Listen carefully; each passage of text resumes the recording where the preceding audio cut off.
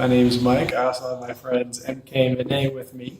And today we're going to tell you a little bit about the innovation process and how you can go about solving problems. Now, the goal today is not to solve any specific problems you have, but rather to teach you the process so you can use it moving forward to solve any challenges you happen to run into. You can tell your friends about it too. So today we're going to talk about these 6 steps of the innovation process. First, we're going to define the problem. Then we're going to reframe the problem from a different perspective. Then we're going to ideate. Then we'll develop assumptions, and then prototype and experiment to figure out if what we come up with actually addresses the challenge. So to start, we're going to dive right into defining the problem.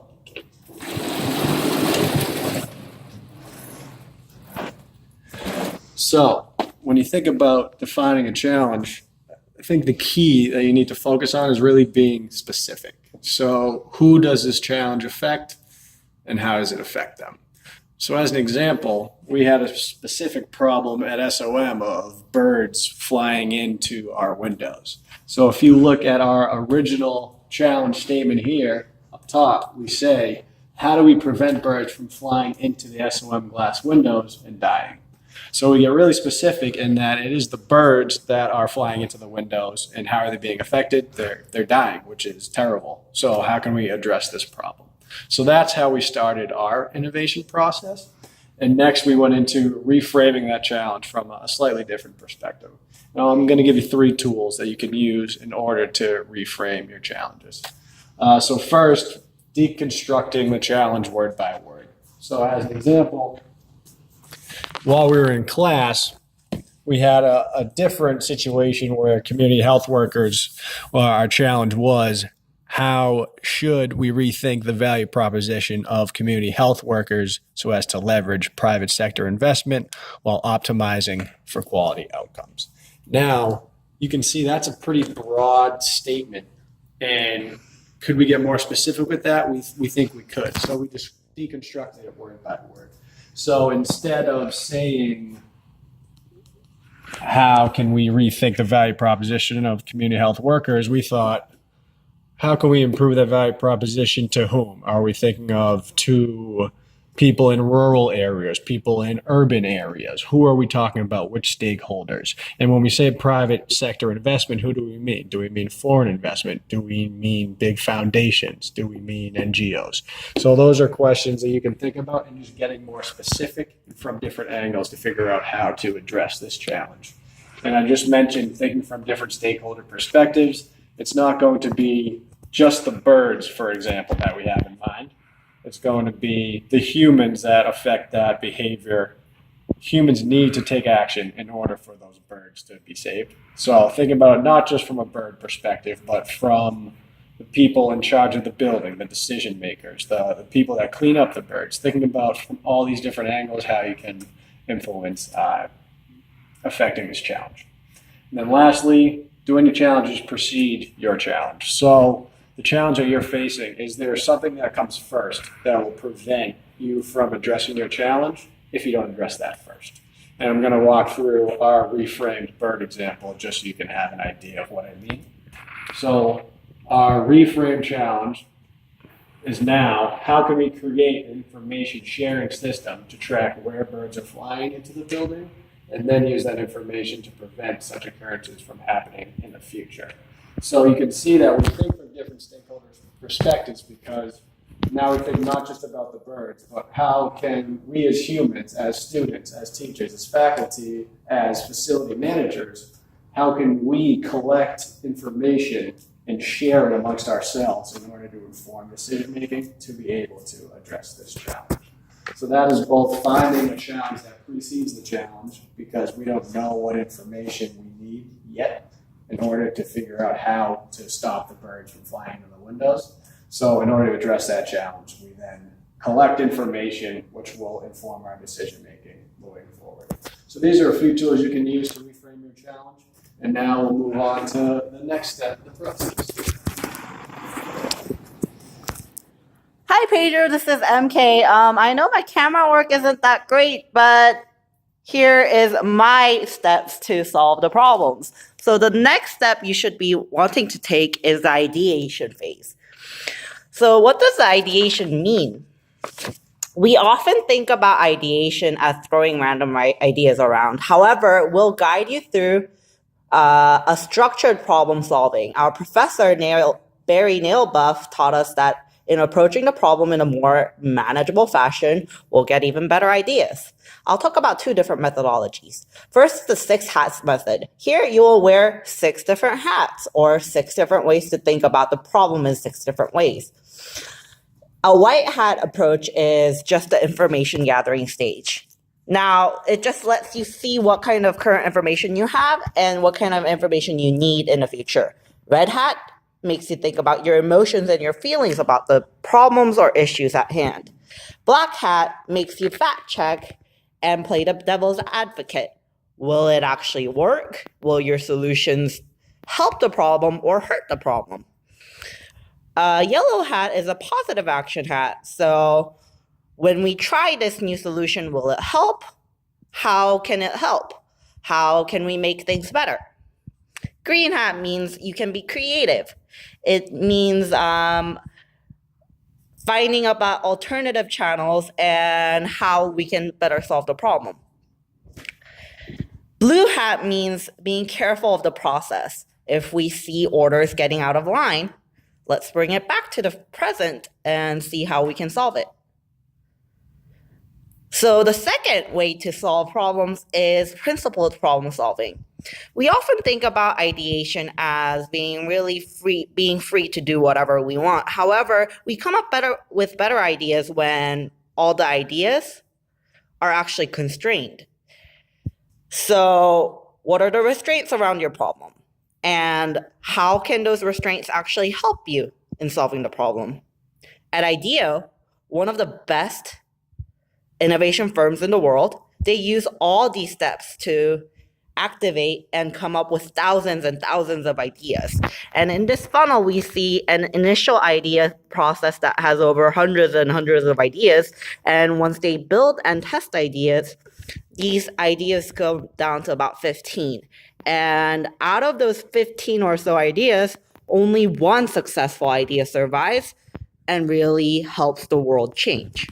Let's apply these ideas to the birdies. Now let's think about funneling the ideas. If we have walls around SOM, it would definitely help prevent the birds from crashing, but it would be a really expensive solution. So can we make it cheaper? So what about a cheaper wall? Perhaps instead of a wall, maybe we can use stickers around the windows to prevent the birds from crashing. But what's less hindering than like stickers? Stickers are pretty expensive. Maybe we can have smells to prevent the birds from crashing into the windows. The step after that is coming up with Canvanizer or going to canvanizer.com and setting up a lean model canvas to really illustrate and clarify your current situation. For example, what is the problem or issue at hand? What are the system solutions? What are the key activities and the people who are involved? What are the values are we adding? How much will it cost? How will they get their money? Addressing these assumptions in our modeling is critical. We can see what we're missing and if these assumptions are even true. If the assumptions and relationships are not well leveraged, it can lead to serious consequences. For example, in a case we call Gunfire at Sea, one of the lower-ranking military personnel came up with a really great idea to reduce waste. However, since he couldn't really convince his bosses and maintained a really bad leverage over their relationships, he almost didn't get his solution through. So let's apply this in our birdie setting. Our problem is birds crashing. So our solution could be smells. We could come up with information sharing. Our key activities include convincing others to care about the bird problem. And our unique value proposal is to save the birds. Help the students. The cost structure could be cost of the board. And revenues could be from the students. While these examples that we wrote out aren't really detailed, but you can kind of see where we're going with this. So we'll talk about the next steps. Hey Pedro, this is Vinay. So now you've already learned about how the problem is defined, how do you reframe a problem, and then MK spoke about how do you ideate a problem and you develop assumptions. Now I'm going to teach you how to build a prototype, and then how do you then experiment with that prototype. But first, before we go there, I'm going to tell you what a prototype is. So a prototype is kind of like a working model of your idea. For instance, if you envision a phone, a physical phone is like your working prototype. But even before we proceed further, I'd like to give you a little example or teach you like a little concept called fail early and fail often. So what that means is whenever you're trying to execute an idea or build a prototype, the sooner you fail and the more often you fail, the better and more refined is going to be your final model, which is good for you. So for instance, what we were in the recent past in our classroom, we did an experiment with a couple of business school kids. We gave them a marshmallow and a couple of spaghetti sticks and asked them to come up with the tallest possible structure that they can build. So we realized that towards the end of this experiment, the teams which failed very often, which started like getting hands-on very quickly, failing very often, building it again, ended up with the tallest possible structures. So that teaches us that, fail early and fail often and get the best possible output. And now coming to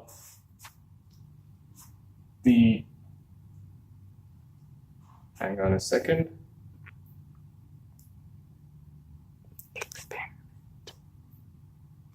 Yes, next moving on to the experiment. I'm sorry, I was a little lost there. So moving on to the experiment about testing this prototype. So let us just come to the example of the question, the topic under discussion, saving birds from crashing into the buildings. So the first and most important thing of any such prototype is gathering data and information. Now imagine that I give you a map like this. It's called the bird incident map. And I ask you to, as in when you see this, see a bird lying somewhere in the building, if I ask you to exactly mark where you've seen it and write the date and time of when you saw it, it's going to be an easy way of for us to gather the data. Now, putting this into a bigger picture, if you take a look at this, now imagine this as the like a school building, and these two to be like the entrances for these three are like the entrances for the building. Now, if I place a map on these white boards at the entrances, and if I ask students or any other faculty members or supporting staff who are entering the building to mark the location where they spotted the bird, as and when they see it, it's going to be a way for us to crowdsource and gather the information. And finally, once we have it, we're going to take some actions on it. We're going to pass it on to the higher ups and make sure that something is done about it. Now, with that said, I would like to give you a simple example of how this happened in real time. So there was this online t-shirt manufacturing, a t-shirt designing portal called threadless.com. So what they used to do was, it was a completely crowdsourced platform. They had about 500,000 users and they had a lot of designers.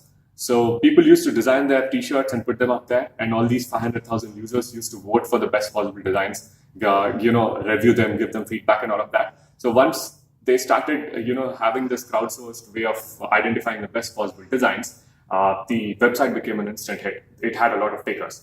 So with that, we can learn that, working on data insights is like a really great thing to do. So yeah, that's about it. Thank you.